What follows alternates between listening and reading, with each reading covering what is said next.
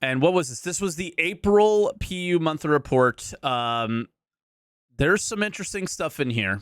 Very interesting stuff. But what's also weird, with the starting out with AI, it very much looks like they're just talking about Squadron 42 in these, as if they're going to end up being in the PU anytime soon. Specifically with like AI content, it's been very weird. Like bed relaxation behaviors, things like this. This might be something that we'll see at Invictus launch week, potentially, with AI on one of the ships that we can board, maybe something like that, like the Javelin, right? More like janitor workflow. Like, how many years have we heard about the janitor bucket and mop? How important is this guy to Squadron 42? I have no idea. I also don't know why it's in the PU monthly report, right? I think that this is like just filler that is saying that, oh yeah, one day there'll be a janitor in the PU. So AI's working on the PU, guys, swear. This is the one that is PU related, I think. Here is AI Tech. They also completed tasks for navigation cost area modifier, and then paths for NPC ground vehicles to choose, as well as a vehicle-to-vehicle NPC avoidance. So 2 ships avoiding each other. Maybe the current ships that we have avoiding the wreck of another as well. So creating these locations where AI know where to land, where not to land, where to fly, where not to fly, based on where other AI is kind of a big deal. Will it work on our servers? Doubtful, but it's still a thing. AI vehicle features is looking just like more support around what we saw there, which enables ships to fly around reasonably detailed geometry without colliding into anything. So, nice. And this is with the ship recall feature as well.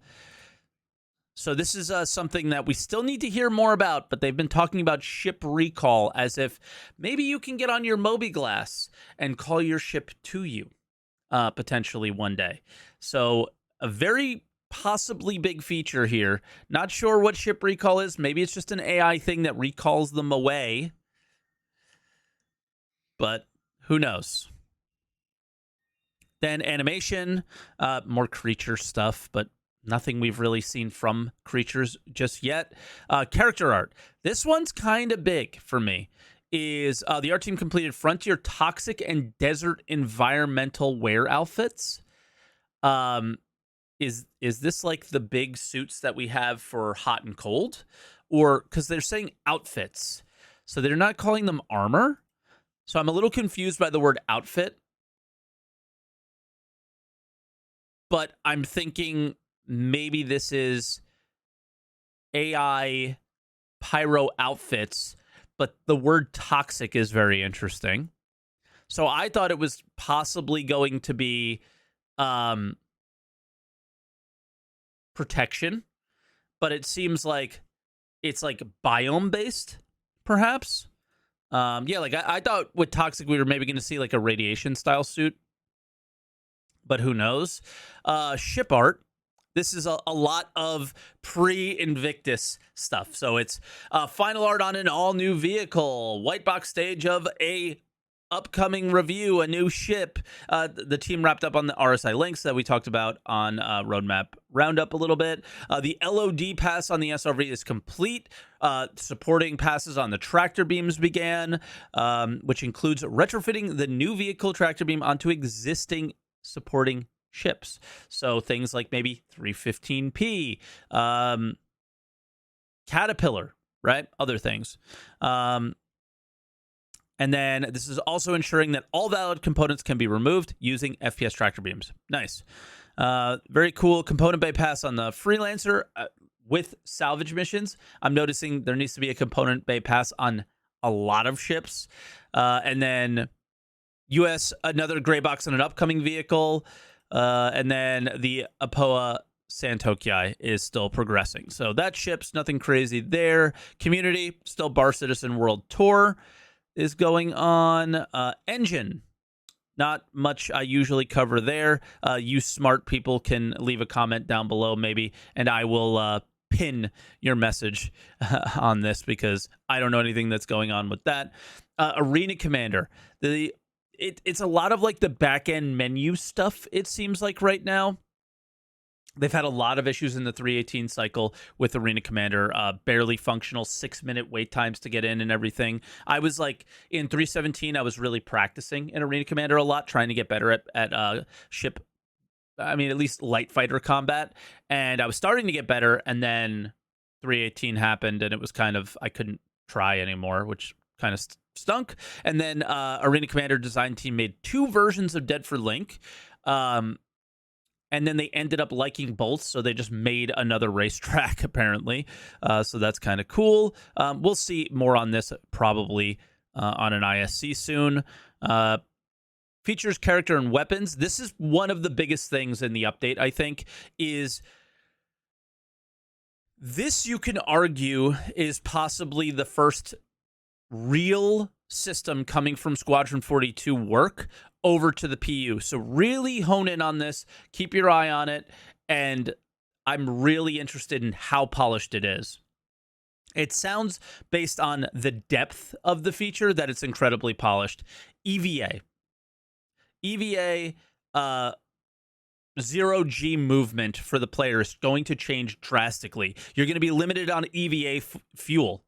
You're going to be able to push and pull yourself through gravity without using your EVA fuel. If your fuel runs out, you can use oxygen as an emergency supply, but you'll run out of oxygen, right? So this is kind of a big deal. But then obviously you can use your multi-tool tractor beam to move yourself around as well. So that's one of the things when it does come in, I'm really curious on how polished it is, because if it's not, like, Squadron 42 is wasting the PU's time at that point, right? And then flak ammunition, where when it gets close to something, it'll explode, make a bunch of random particles, and do a bunch of damage, right? So that is going on there. Gameplay features. Lots of things here. Excuse me, but a lot of things that are stuff that we already know about, right?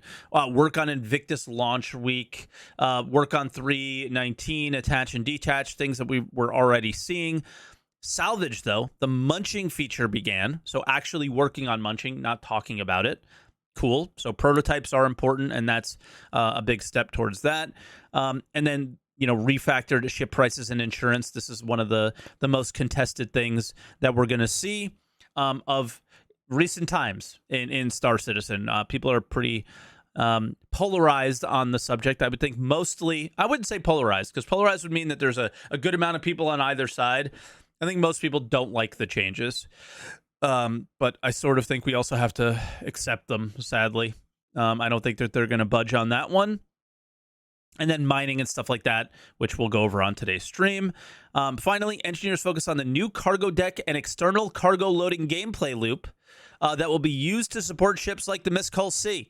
This is the first step in a sequence of planned updates to make cargo gameplay more physical and tangible. Fundamental concepts such as cargo warehouse, the asynchronous buy and sell orders not only support the Hull C, but will be important elements in manual cargo loading with hangars. So this is the second biggest update from the report.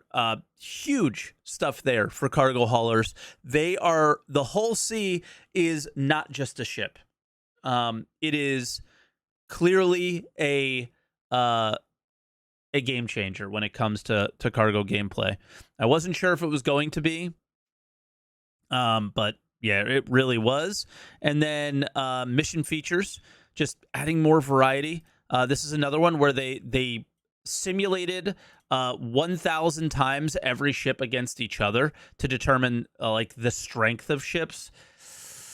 I don't know about that one, but also, talking about salvage missions and the other ones that we've all heard about. But this is another one. Various ship interiors were also marked up ready for combat, are being made ready for combat. So the 890 jump mission, the Caterpillar mission, I think adding more of those to the game is what they're looking to do. Graphics, VXX, programming. I mean, dude, these guys, after the change to Lorville, got some work ahead of them, because 20 frames, I'm sorry, is not acceptable anymore. Branding stuff, they're just doing pyro at this point. Lighting is lighting.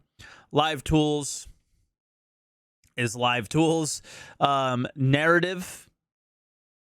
See, they look like a lot of work is focused on pyro now, pyro missions, which is sort of telling on how far pyro is along. Like they're setting up with missions, so a lot of the physical visual content might be somewhat done, but I think that that's some copium there. Online services, this is, basically what broke in 3.18. So they're saying that they, rewrote everything essentially. And then research and development is looking like it's a lot of clouds and stuff. Systemic tools, service beacon refactor is progressing, but yeah, not seeing much else there other than, the team completed optimizations and began prototyping mission markers for bounty hunting.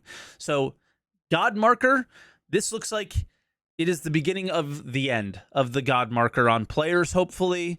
Tech art and animation, just the head DNA stuff that we've been seeing over the years. UI, SQ42 features making their way into the PU. They are calling out the radial menus and various weapon screens. Okay. And then VFX is support on several props and interactable items, but not mining items for some reason. I am livid about this at this point, but I did have the luck of having Torsten come by the stream yesterday. I talked about it with them, and they're going to try and do something about it because the modules for mining should be handheld. It's insane that you cannot. But yeah, that is the monthly report.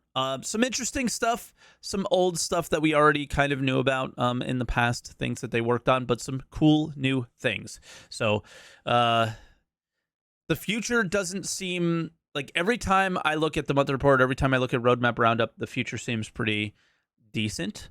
As in, the patch is always going to have something interesting in there, right?